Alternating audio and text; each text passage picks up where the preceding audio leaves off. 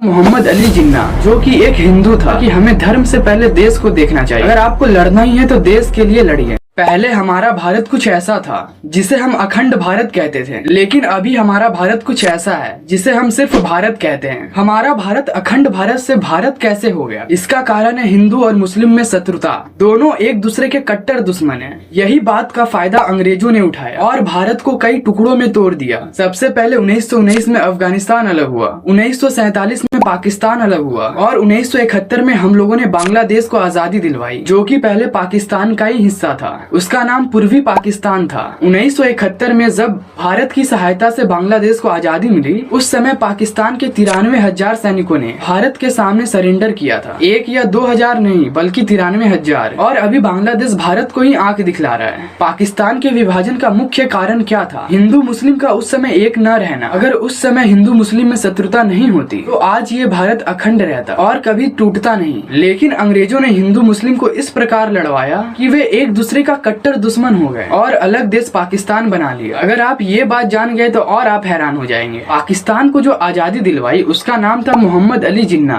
जो कि एक हिंदू था। आपको नाम से लग रहा है कि वो मुसलमान है, लेकिन उनके दादा और परदादा पूर्ण रूप से हिंदू थे। लास्ट में मैं यही कहना चाहूंगा कि हमें धर्म से पहले देश को देखना चाहिए, क्योंकि धर्म के कारण ही देश कई टुकड़ों में बट गया। अगर हिंदू मुस्लिम अगर एक रहते उस समय तो आज ये देश अखंड रहता। इसलिए हमें हिंदू मुस्लिम में लड़ना नहीं है, हमें उससे घृणा करना है जो हमारे देश को लूट के गए, जो हमारे देश को तोड़ के चले गए। और हमेशा संविधान के अनुसार चलिए। हमें सभी धर्मों का सम्मान करना है, उनके परंपराओं का आदर करना है, क्योंकि आगे आने वाले भविष्य में ये देश कभी हिंदू मुस्लिम के लिए न लड़े। क्योंकि जब तक ये धर्म युद्ध अंधविश्वास खत्म नहीं होगा तब तक ये देश आगे नहीं बढ़ पाएगा। अगर आपको लड़ना ही है तो देश के लिए लड़िए।